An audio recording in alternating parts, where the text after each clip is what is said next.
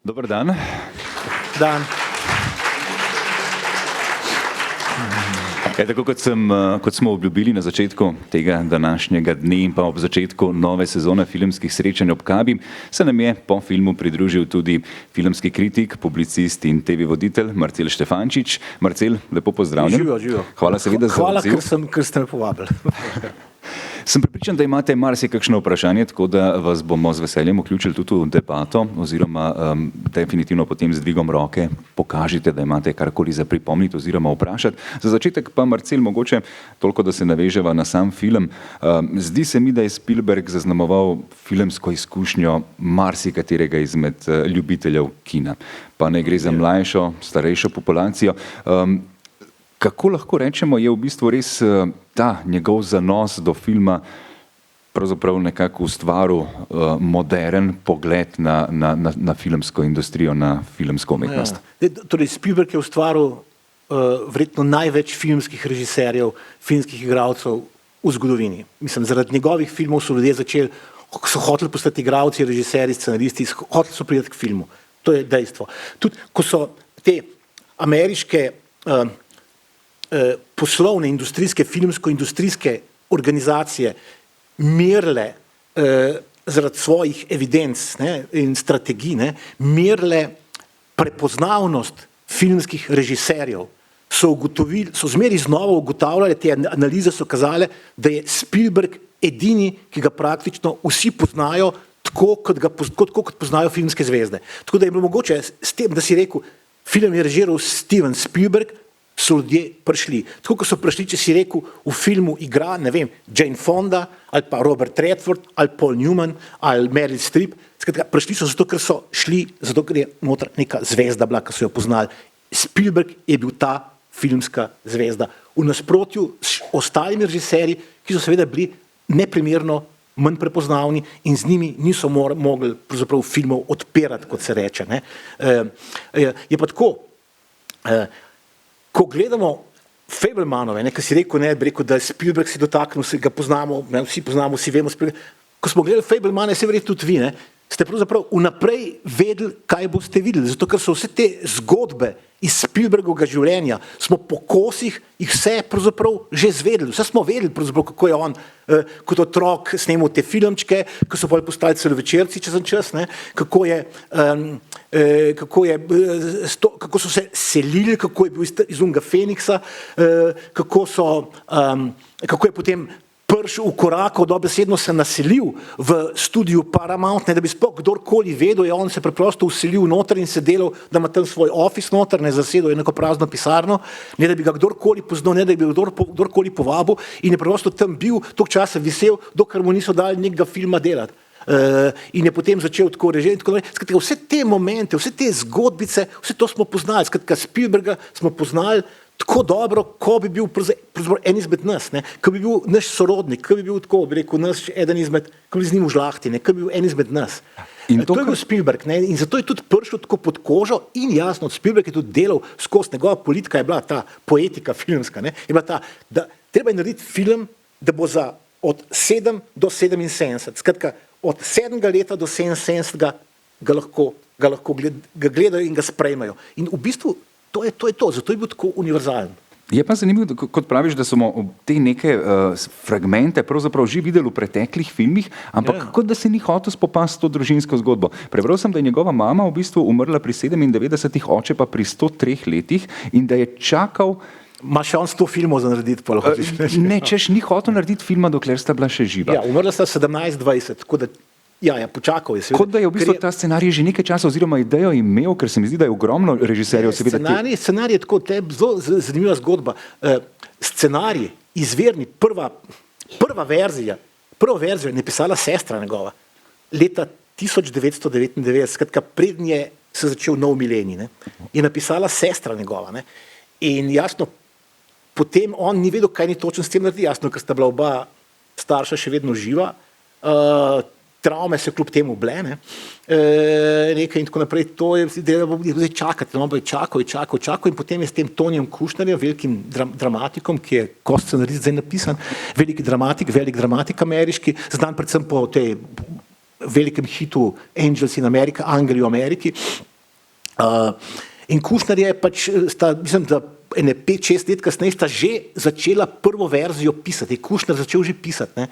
In potem sta to spet dala v stran, zato ker nista hotela umreti, tata pa mama. Ne? Kaj bomo zdaj, bomo počakali, ne bomo še malo počakati. In potem, ko sta Kušner mu je delal scenarij za zgodbo zahodne strani in takrat je tudi potem, najprej mama umrla, potem oče in zdaj je bil, Spielberg je bil pripravljen, da pove svojo najosebnejšo zgodbo. Ne. Zanimiv je ta prvi prizor, ko vidimo pravzaprav otroka, ki se nekako v strahu podaja v kinodvorano za te orjaki, ki bodo na platnu, ne pozna še te čarobnosti, ki se zgodi seveda za samo filmsko zgodbo.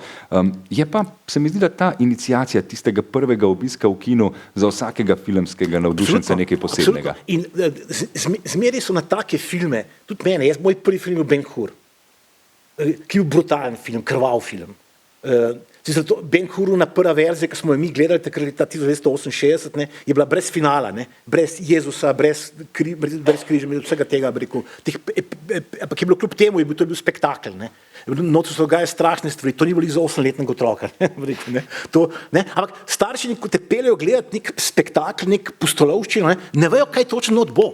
Ne ve, da bojo noter vedno neki strašljivi prizori, neki grozljivi prizori, ki bojo nate delali traumat, ki si jih bojo zapomnil, ki te bojo naredili. Te prizori te bojo formirali. In tega se zmeri starši delajo največjo napako. Skušajo otroke peljati na filme, ki otroku ne bodo nič naredili, ki se otroka ne bodo dotaknili. Zakaj bi sploh hodil gledati, zakaj bi otroku, zakaj otroka ne bi tako zelo ne maral, zakaj bi otroka tako sovražil svojega, da ga ne pelješ gledati filma, ki se ga bo dotaknil. Mislim, filme vodiš, otroka greš peljati film gledati, film, ki se ga bo dotaknil, ki ga bo prijel, ki bo nekaj naredil, ki ga bo ustrašil, ki ga bo nasmejal, ki ga bo premaknil. Razumeš, ki ga bo pel naprej, ki ga bo formiral. Filmi morajo delovati formativno. Mislim, če spiš s filmom, se ti mora poznati, no, tako ti rekel, ne. Ko spiš s filmom, se ti mora nekaj poznati. Mislim, moraš z njim zanost. Mislim, če ne zanosiš s tem filmom, je brez veze, da ga šel gledati. Mislim, zakaj bi filme gledal? Zato, da boš lažje zaspal. Ne, pojdi filme gledati, zato ti nekaj naredijo, da te premaknejo, da imaš nekaj od njega, da te naredijo, da si boljši, da postaneš boljši. Da na koncu dobiš punco, fanta, razumeš, prijatelja, ne vem kaj. To je smisel filma, ne? Ker zato tudi so filmi takšni, kot so. Ne? Filmi se nas skušajo dotakniti, skušajo nekaj narediti z nami, skušajo nas šokirati, skušajo nas premakniti in tega se bojijo. Zdaj si predstavljali, ne? Ko so otroci, ne? Ko so starši, ne? Pred davnimi leti, ne? Ki je prišel v kino animirani film Disneyjev, Bambi. In so peljali na Bambija otroke, fajn bo Bambi, a veš, srnce, nič se ne more zgoditi. Kaj se pa zgodi? Bambijevo mamo ubijajo. Veš, kakšen šok bi to? Tam so po mojem otrokom gor dajali in tako naprej, roke, ne, ravno to hočeš kot otrok videti. Ravno to hočeš videti. Film je okno v prihodnost, v tvojo prihodnost. Ti vidiš svet, vidiš sebe. Skratka, vidiš sebe čez 10 let tam, vidiš sebe čez 20 let tam noter. Skratka, to je dobro, ne? In zato je dobro hoditi filme gledati, ki ti kaj naredijo. Mislim, ne pa filme, ki te pustijo hladnega, ki ti nič ne naredijo, filmi, ki si nič ne upajo. In slovenskih filmov je veliko takih, ki si nič ne upajo, ne? Ki ti ne upajo nič narediti, ki skušajo biti diskretni, ne? Eterični, a veš, bi rekel, sredinski, ne? Ni sredinskega filma. Tudi kot vidimo, v bistvu je na Spielberga ta njegova prva izkušnja zelo močno delovala. Najbrž brez nje vprašanje, kaj bi se sploh zgodilo, ko je on ugotovil, kakšna je moč filma, kaj lahko narediš z montažo, s tem, da določen kader pokažeš ali pa ga ne pokažeš. Sploh v tem primeru družinske skrivnosti, ki jo odkriješ. V glavnem, kaj vse pravzaprav film da, smo lahko videli res po tej prvi iniciaciji, po tem prvem občutku. In najbrž je bilo podobno tudi z Ben-Hurom oziroma s tvojo izkušnjo. Ja, seveda, filmi so nevarni. Ne? In bi rekel, v tem filmu je Spielberg lepo pokazal, kako so filmi nevarni. Lahko orožje so, ne, filmi. Ti lahko, bi rekel, nekoga osramotiš, ponižaš s filmom. On dobesedno tega antisemitskega huligana tam dobesedno s filmom ubije. Pokonča ga, v narekovajih. Ne. Film vse vidi, vse ve.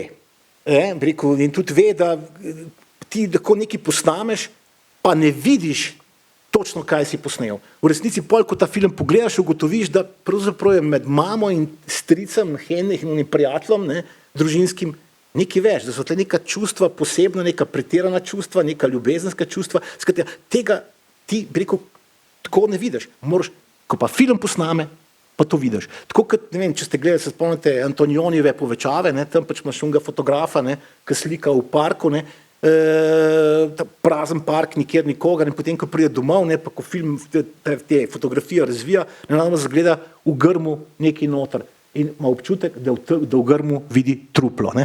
Tako kot je Spielberg, ne, posnel tam na Taborjenju, Nedolžno in tako naprej, ne, in potem, ko je pogledal od bližje, je videl, da je mama zaljubljena v tega, ki ga igra Seth Rogen.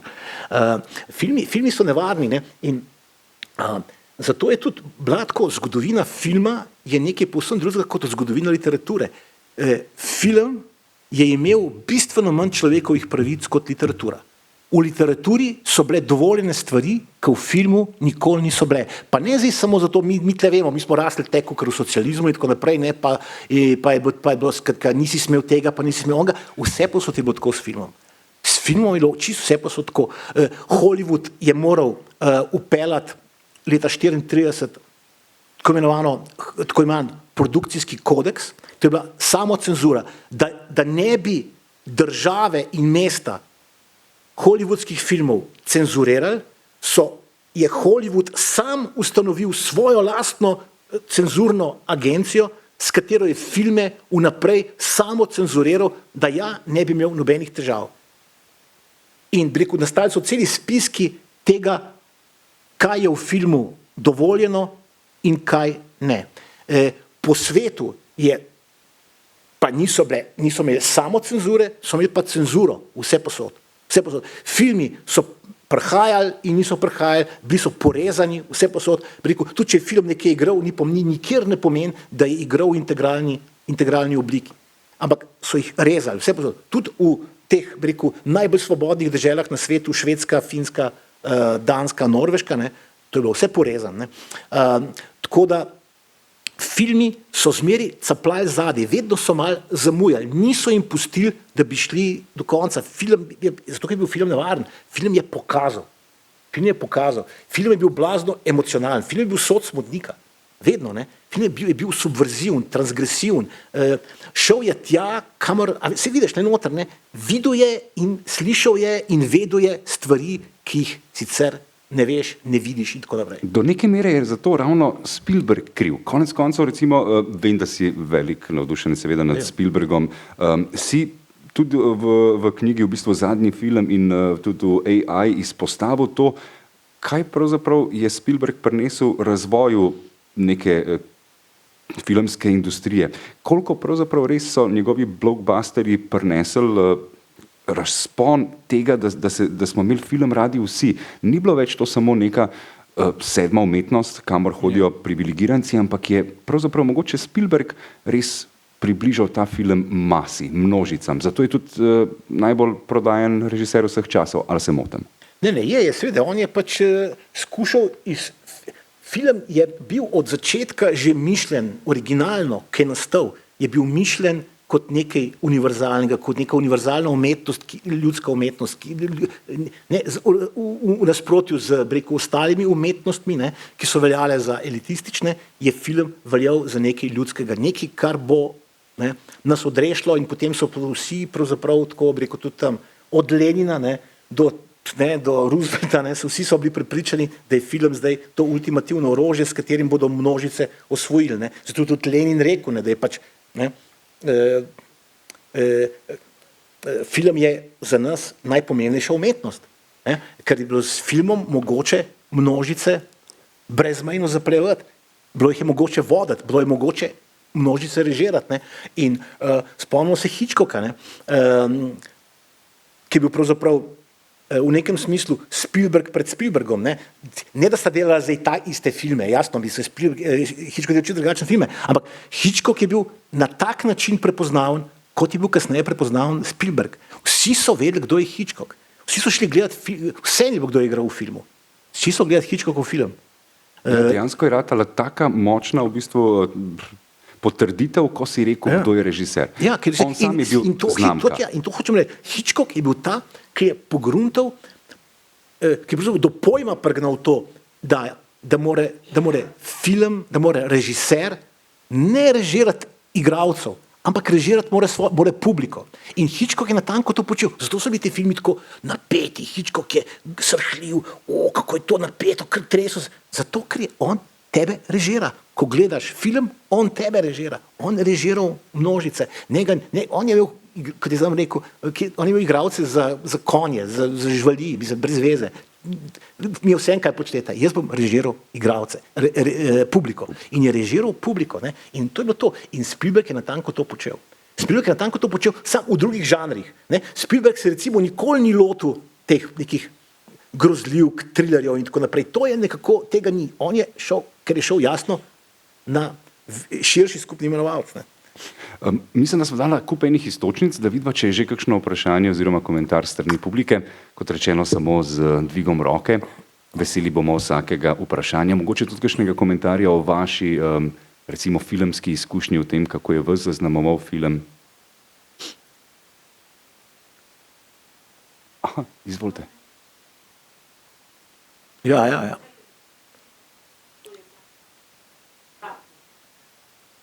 Da se je lotil pravzaprav političnih tem. Takrat je tudi menda izjavil, da je on hotel opraviti ravno s tem svojim židovstvom, da se je tudi sam sramoval tega, da je žid in da je v bistvu ta film nekako hotel, s tem hotel opraviti. Ja, pač ta antisemitizem je, kljub temu, da so nacisti izgubili vojno, ne, pa kljub denacifikaciji, tako imenovani, ki sicer ni uspela, ne, oziroma ni uspela, je antisemitizem je preživel. Ne, in v Ameriki je preživel je pa še posebej v takih malih, zakotnih mestih, sej Phoenix ni bil tako majhen, ampak je bil velik, to je bilo zakotje, je preživel antisemitizem. Ne, in pač kot žid si imel težave, če si se preveč s tem židovstvom identificiral, ne, in se pač Spielberg se ni hotel, ker ni hotel imeti problemov. Kot otrok in tako naprej. In potem je pač prišel čas, ko je pač moral se s tem soočiti. Ker pač je rekel, briga me. In je pač posnel ta Schindlerov seznam, pri katerem pa hvala Bogu, tako bom rekel. Je malo slovenski tudi ta Schindlerov seznam. Schindlerov seznam je, če gledate, zelo podoben, zelo spominja na Deveti krog Franceta Štiglica, ki ga je France Štigličev verjetno drugi najboljši film po baladi in trobenti v oblaku. Posnel ga za Jadran film na Hrvaškem. Zelo podoben film, tako da Deveti krog je bil Schindlerjev seznam pred Schindlerjevim seznamom. Je pa pri snemanju Schindlerjevega seznama so sodelovali mnogi Slovenci, tudi grad Bistra, ta tehnični muzej, je dal avtomobile, tako da so naši avtomobili bili noter v tem filmu. Na snemanju so imeli takrat avtobuse, kaj je bilo že, Kompas, meni se zdi, Kompas je takrat skušal patentirati posebne avtobuse za nasnemanje, za filmska snemanja.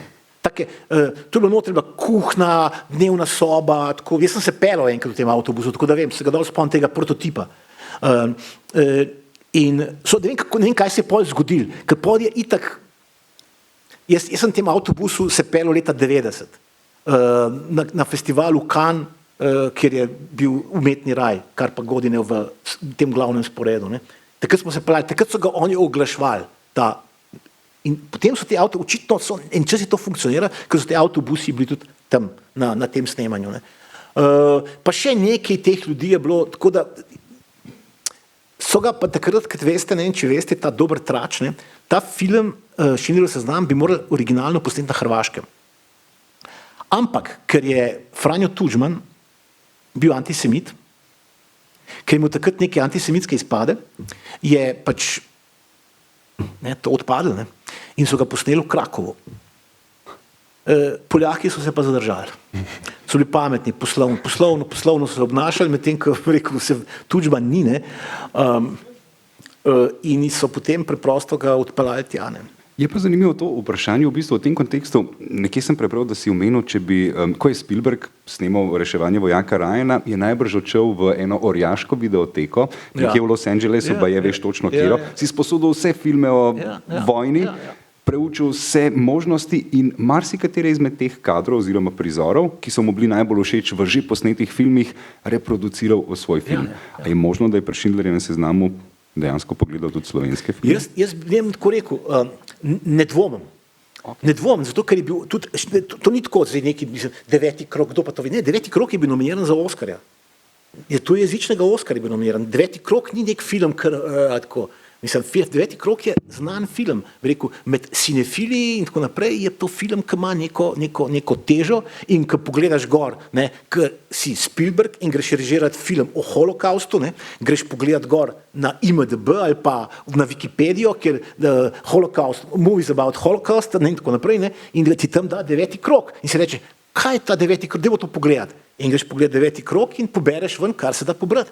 In Deveti krog je tako, bi rekel, noter v Devetem krogu je toliko prizorov, ki so, ki bi rekli Američani, highly quotable, ne, skratka, ki je mogoče citirati, ne, da to ni res. Ne. Tako da jaz ne dvomim, da je to. Še več, jaz se spomnim, da je John Milius je posnel Rdečo zoro, Red Dawn leta 1984. Tega filma pri nas ni bilo, ker je bil protikomunističen. Ampak John Milius je takrat šel gledati jugoslovanske, partizanske, tako imenovane vestrne, ne, te Walter brani Sarajevo, Most in tako naprej, te partizanske akcijske filme, da bi dobil občutek, kako se posname partizanski film, ker namreč v Rdeči zori komunisti okupirajo Ameriko in Američani postanejo partizani. Ne. In zdaj so rabo je partizanski film, je šel gledati partizanski film in je gledal te od Hajrodina Krvavca, predvsem od Walter brani Sarajevo, Most pa Diverzante. Ja, zanimivo, da se res toliko... Tako da se Spielberg, to pa vem, to so mi pa v tej videoteki meni povedali, to je bila, zdaj te vprašanje, če še obstaja, po moje, da ni več, zdaj pač videotek ni več. Ne. Takrat je bila, to je taka zelo prebrana videotek orjaška je bila, vse so imeli noter, tudi to so imeli, česar niso nikoli posneli, ne.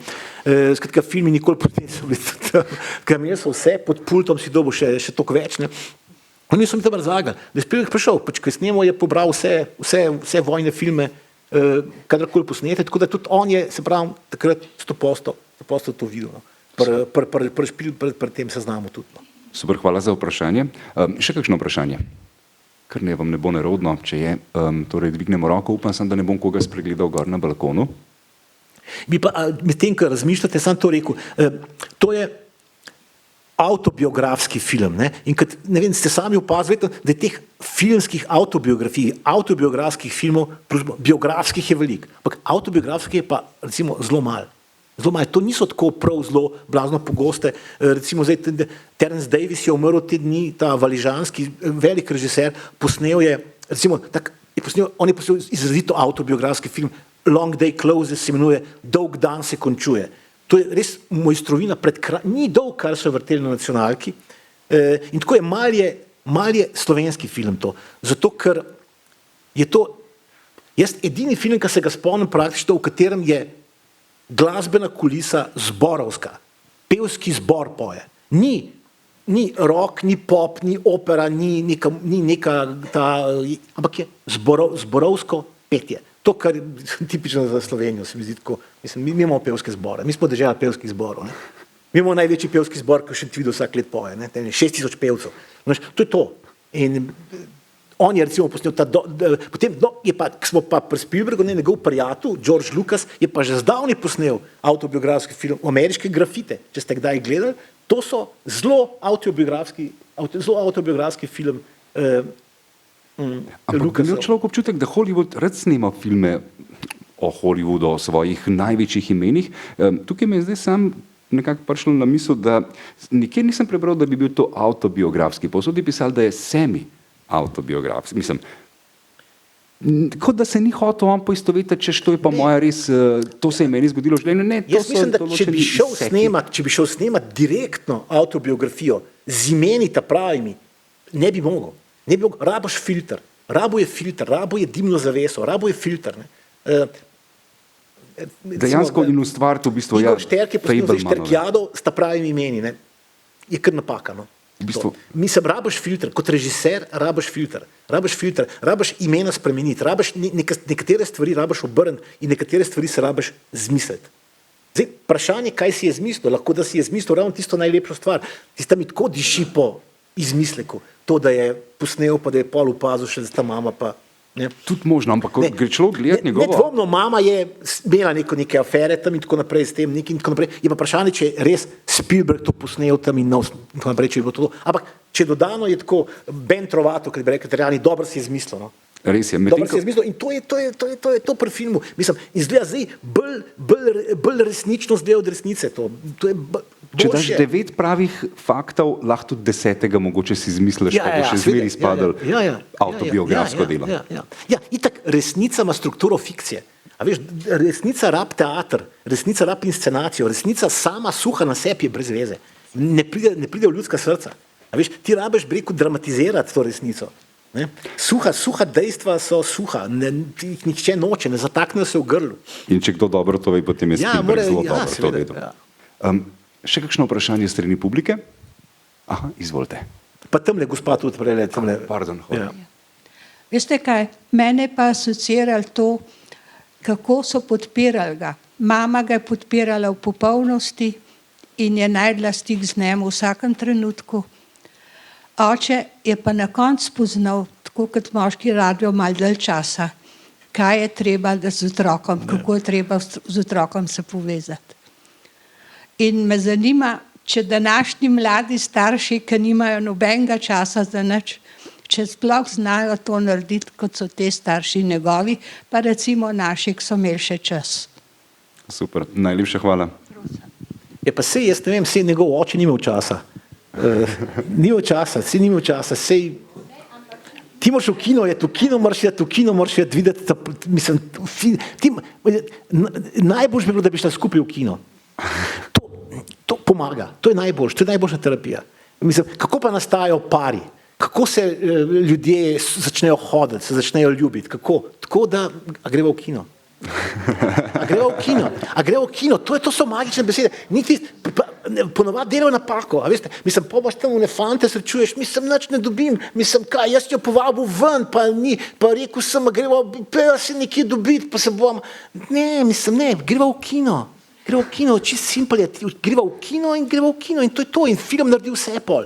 Ne rabiš nič, pa si, ironija je itak ta, da si, ne vem, svoje življenja si v resnici zapomnimo po filmih, a veste, vemo, kdaj je mama umrla, vem, sem gledal je bil ta film, kdaj sem se prvič poljubil, vem, ker je bilo to na tem filmu, kdaj sem prvič žensko spal, vem, pri katerem filmu, kdaj je se kaj zgodil, vem po filmih. Filmi so tisti, ki nam merijo čas in pri filmih gre vedno za čas. Filmi, nobena druga stvar, nobena druga umetnost te moči nima. Film je ta, ki se igra s časom. Film je ta, ki meri čas. In to je specifika, to je res specifika in blagor filma. Ne? Film te, bi rekel, ti uredi te misli, zato ker ti uredi čas. Ker ureja čas. Nihče, nobena stvar se, po moje, v zgodovini sveta ni tako dobro igrala s časom, kot se igra film. Gre za čas. Zakaj gre v tem filmu? Za čas gre. Mislim, jaz zmeri, ko me je vprašal, zakaj pa ki gre v tem filmu? Za čas. Kako? Pa unem tudi si rekel, v vseh filmih gre za čas. Vse ostalo so nijanse, ampak gre za čas. Gre za čas. A veš, ne, filmi niso veselice, filmi so pogrebi. Veš, nekdo se na začetku rodi in potem na koncu umre. In that's it. To so filmi. A veš, včasih so imeli te veliki romani v 19. stoletju, so imeli to ambicijo, so imeli te dimenzije, ne? So to skušali. Potem je pa to razpadlo se in tega nimaš več. Samo film, ker je film dobesedno nasledil te velike romane. Ne? Ker veliki romani so jasno, ker bo 19. stoletja konc, so te romani veliki izginili. Ne? Je bilo konc tega velikega obdobja teh romanov, je prišlo to eksperimentalno, modernistično obdobje in takrat je prišel film, ki je dobesedno nadaljeval tam, kjer so ti romani. Nadomestil je to. Ne? Takrat so morbiti romani, merili, ne? Zdaj pa pač prišel film in je film hiter zmeril in je tudi rekel, hiter, ko se reče, to bi rekel, pokazal ali naredil mero, ne, tem romanom, ne, jih je hiter zmeril, zato ker, a veš bi rekel, recimo, Tolstoj tam porabi 100 strani v Vojni in miru, da opiše bojišče. Ne? A veš, film to naredi v eni sekundi. Pokaže 10 sekund in imaš bojišče in vse veš, ne ga lahko pol tam sediš na stolu in to bojišče, ne, če je dobro, ne, dizajnirano, ne, ga lahko res ti 100 strani opisuješ. Ne? Ampak film to opravi v 10 minutah, stotine in stotine strani romanov lahko odpadejo, razumeš? Mislim, film je prostorsko je, prostor je čist spremenil, ne? Popolnoma je spremenil prostor, čas pa tudi, ne? In tle je bila prava revolucija filma. Všeč mi je to, da če nekako strnemo vse skupaj, zakaj gre pri filmu za čas? Zakaj si šel na film, da bi se zaljubil? Ja. Kaj pa rabiš čas? Ja, ne, tudi čas, da greš zaljubiti se tudi zato, da boš z nekom preživljal čas, ne? Definitivno. Pa je krog sklenjen. Čas je, seveda, krog je sklenjen, ja. Tam smo imeli še eno vprašanje, izvolite. Torej, ta film odpira mnoge teme, ampak mene najbolj od vsega je prevzelo to spoznanje, ki ga danes tudi znanost nam razkriva, namreč da resnična umetnina nastane iz bolečine in travme. Ne vsake, ampak take, ki jo je človek sposoben predelati in prerasti, in on je te svoje travme prelil v eno fantastično umetnost in to je darilo za nas. Odlično, najlepša hvala. Fajn izhodišče, ker dejansko je res ga to gnalo skozi film in film. Upajmo, da se zdaj ni izpel s tem, ko je končno lahko povedal vse to. Njegova mama, ne, ni bila naključno umetnica, ona je pianistka, ona je vendarle umetnica, sicer ustavljena umetnica, ne, zato ker je morala biti gospodinja, ker je obtičala v nekem Phoenixu, razumeš, ne pa v New Yorku, kjer bi lahko, ne vem, se realizirala, ker se ni mogla realizirati in je bila pol depresivna. Ne. Ampak mama njegova, ker je bila umetnica, ker je vedela, kako umetnost nastaja, ne, je vedela, zakaj je sin začel režirati, zakaj hoče za Boga posneti to železniško nesrečo svojim vlakcem doma, ki jo je videl v filmu. Zato, da bo ta strah prerasel, da bo preživel ta strah, da se ne bo več bal, da ga ne bo več strah, da bo to presegel, da bo presegel ta strah, da bo pod nadzor spravil svoj strah, da bo to, kar je videl tam, to strašljivo stvar obvladal. Zato je začel snemati filme. In je tako, no, na koncu, ne, je nikoli ne bo imel, ne bo čutil tega, kar čuti do filma, ne bo čutil do ljudi. Nikoli. Močno trditev, ampak se definitivno strinjam. To je to. Mislim, da bomo čas še za eno vprašanje. Če ga ima kdo med vami, ga z veseljem prepustim kakšnemu izmed gledalcev. A sem gor kakšno roko spregledal? Ne. Drugače pa ne vem, če ste gledali Zvezda je rojena. No, že toliko verzij je bilo zdaj, da gotovo ste kakšno videli. Tej družini se zgodi Zvezda je rojena. Njegova karijera gre gor, družini pa dol, družina začne pa razpadati. Skratka, s filmom, film je nevaren. Zaradi filma ti razpade družina. Najbrž je to tudi... Zaradi filma zgubiš prijatelje. Zaradi filma dobiš prijatelje.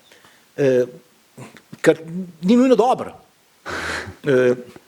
Tako da film ni igra. No? Film ni igra. In Spielberg je pravzaprav skozi na ta igriv način kazal, da film ni igral. Vsa ta leta. Od prvih filmov, konc se spomnite, Žrelo, kaj ne rečem. Marcel, kateri je najljubši film tvoj, ko seveda povzamemo Spielbergovo filmografijo? Kaj je tisto, kar bi izpostavil? Po moje je tisto, pri katerem sem zgubil nedolžnost z Spielbergom. Duel. Dvoboj. To je bil prvi njegov film, jaz se spomnim, jaz sem živel v Logatcu, v Vukojebini popolni. Logačani bo sicer javkali zdaj, pa takrat, ko sem jaz tam odraščal, bilo to Vukojebina. Mislim, še asfalta ni bilo tam okrog. Ta glavna cesta je bila skozi Logac in to je bilo to. In tam, mi smo pa kino. In to je najpomembnejša stvar v življenju človeka, jaz mislim, da ima kino. zraven. No, kino je bil in jaz se spomnim, jaz sem hodil skozi, jaz sem skozi v kinu in sem šel gledati, ne vem, kaj sem šel že gledati, ampak predfilm je bil Duel za dvoboj. Predfilm je bil. In jaz sem strmel in not ni bilo nič. Tovornjak je preganjal osebni avto. Jaz sem strmel, jaz sem hotel to videti na vsak način in potem je res prišel zelo malo, čez 14 dni, 3 tedne že bil v kinu in jaz sem spet strmel in se prelepil in ta film je name naredil brezmejen vtis. In potem, ko sem ga gledal, ker ponovadi je tako, ne, ko gledaš ti te filme, to je najboljši film, kar sem jih videl, ko gledaš pol čez leta, ne, ti je malo nerodno. Tako upaš, da se noben ne spomni, da si ti to kdaj trdil, da je bil najboljši, ampak pri tem, ne, ker pri meni je bilo nepar takih filmov, ne, sem se delal v Francoza. Ampak to, dvoboj, ne, je pa vsakič znova, ko sem ga gledal, se mi je zdel boljši. Neverjetno kako nek film, to je bil film, ki je bil posnet za televizijo. To ga je Spielberg posnel za televizijo, v Evropi so ga vrteli tudi v kinu. Za televizijo je bil nekih, ne vem, okrog, ne vem, 67 minut, neki tazga, nek ta krajši, ne, minutaža, za kino so ga malo podaljšali, čeprav ne dost, ne, ampak so ga vrteli, v Evropi je bil vrten v kinu. Super, res najlepša hvala, Marcel, za vso to znanje, za vse te izkušnje in povezave s Spielbergom. Hvala seveda tudi vam za pozornost. Naj vas že zdaj povabim tudi na naše naslednje srečanje, ki bo 29. novembra v sklopu 29. mednarodnega festivala animiranega filma Animateka. Torej, znova se srečamo 29. novembra, za danes pa še enkrat hvala, lepo vas je znova videti ob začetku nove sezone, sploh v tako velikem številu, tako da se že veselimo vseh nadaljnih filmov. Hvala pa seveda tudi Marcelu Štefančiču za gostovanje. Hvala vam. Hvala. Prijeten dan še naprej.